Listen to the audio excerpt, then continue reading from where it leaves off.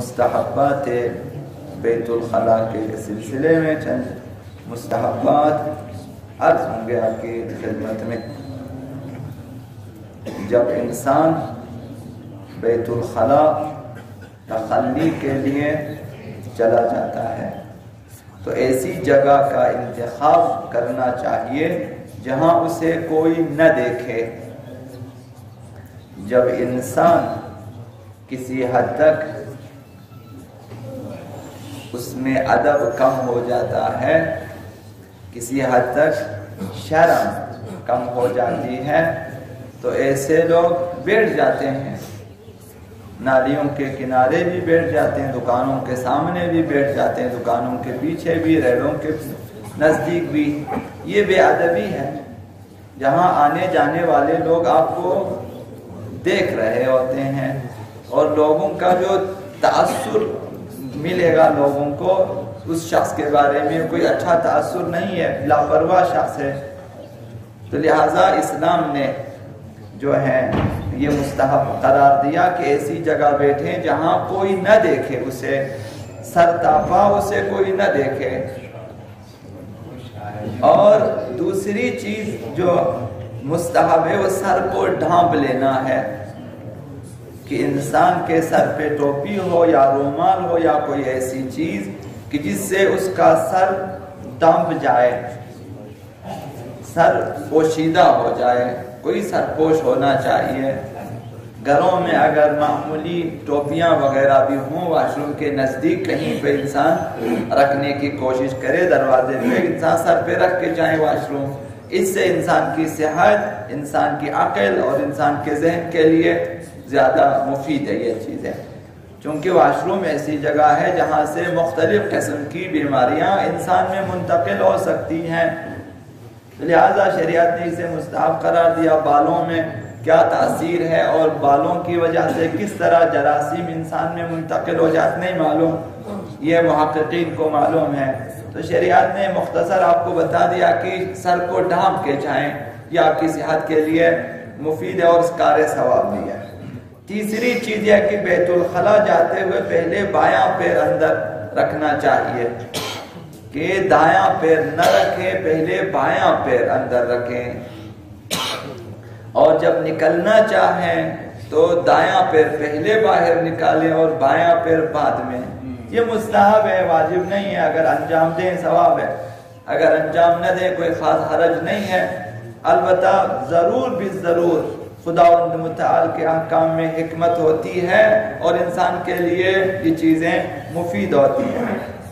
جب انسان بیت الخلا میں بیٹھ جائے تو بدن کا جو بوجھ ہے وہ بائیں پاؤں پہ رکھے، کوشش کریں کہ اس کا وزن، جسم کا وزن بائیں طرف ہو، بائیں پیر پر۔ اور اگلی چیز، نماز سے پہلے انسان واش روم جائیں، پیشاب کریں، مستحب ہے۔ بعض لوگ کسی حد تک سستی کی وجہ سے کہتے ہیں چھوڑ دیں، ابھی خالی وضو کر کے ہم چلے جاتے ہیں، نماز کا ثواب کم ہو جاتا ہے۔ انسان حتماً جائیں، کوشش کریں، مومن 10 15 20 منٹ اپنے وضو وغیرہ کے لیے نکالیں کہ جائیں پہلے واش روم، اس کے بعد تو نماز سے پہلے یہ جو ہے چھوٹا پیشاب مستحب، واش روم جانا مستحب ہے۔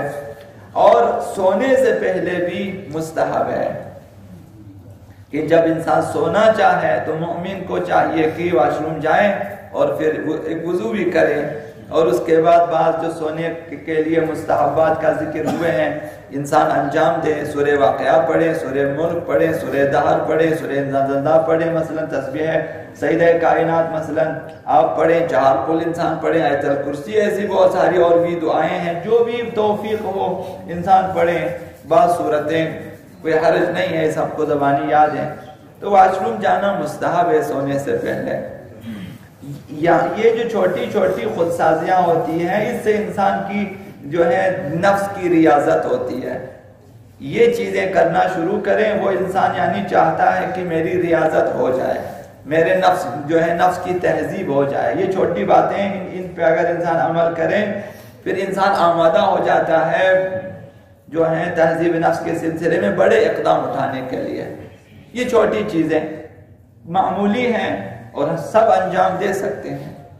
کس نماز سے پہلے واش روم جا کے وضو کریں, سونے سے پہلے واش روم جائیں اور مثلا وضو کر کے سو جائیں, مستحب ہے, انسان کے لیے مفید ہے. ایک عرصہ یہ کام کریں, پھر آپ خود دیکھیں گے کہ اس کے بہت سارے فوائد آپ کے لیے ظاہر ہو جائیں گے.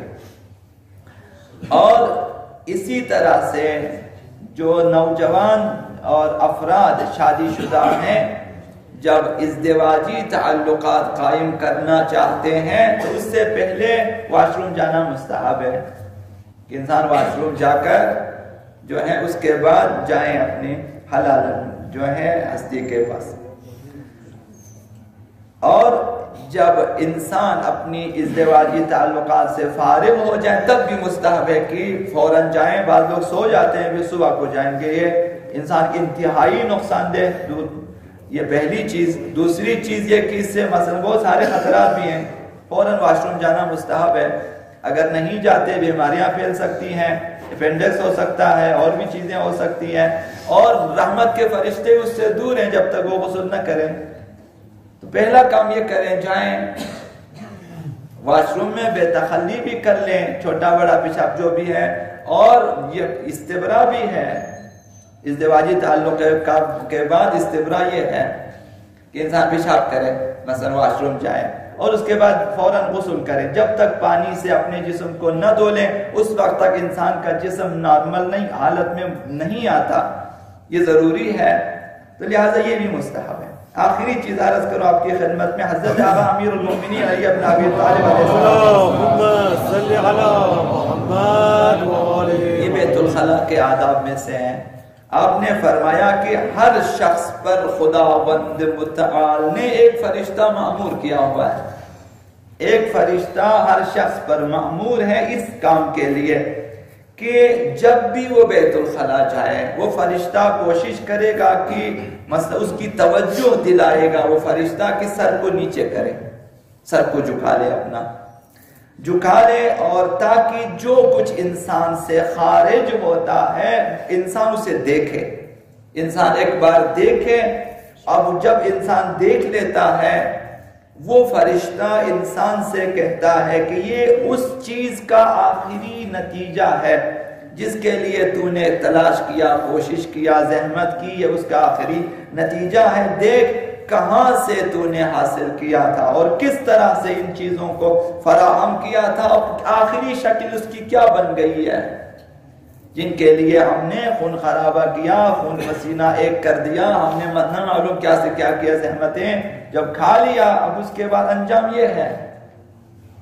یہ فرشتہ کہتا اب اس کی کیا شکل بنی. بس اس حال میں آقا امیر المومنین فرمایا اس حال میں سزاوار ہے کہ بندہ خداوند متعال سے وہاں ایک دعا کرے, واش روم میں بیت الخلاء میں ایک دعا کرے کہ خدایا حلال روزی نصیب کرنا اور حرام روزی سے مجھے دور رکھنا.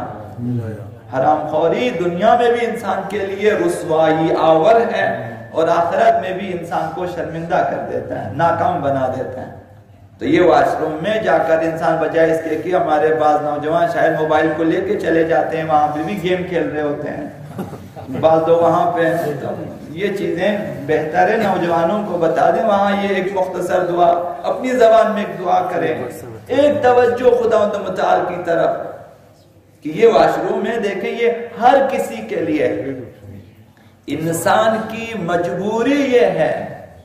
اب وہ بادشاہ ہوگا, ممکن ہے بادشاہ ہوگا, دنیا کے کسی بھی سپر پاور کا مثلا صدر بھی ہوگا, چاہے وہ کسی غریب کوئی غریب چوکیدار بھی ہوگا, سب کی مجبوری ہے کہ واش روم جائے. یہ انسان کس قدر عاجز ہے, یہ انسان کہ انسان جس قدر بھی ترقی کرے لیکن اس کو واش روم جانا ہے. اب وہ صدر ہو یا بادشاہ ہو, وہ سوچیں کہ میری کیا حالت ہے کہ میں اپنے آپ کو اس نجاست سے صاف نہیں رکھ سکتا, یہ میری مجبوری ہے. تو یہ انسان غرور نہ کرے, تکبر نہ کرے, بلکہ خداوند متعال کے حضور یہ چند سال جو انسان کے لیے یہاں پہ عمر ملتی ہے اسے اطاعت و عبادت میں گزارے, انشاءاللہ العزیز کے بعد ابدی زندگی ہے مومن کے لیے.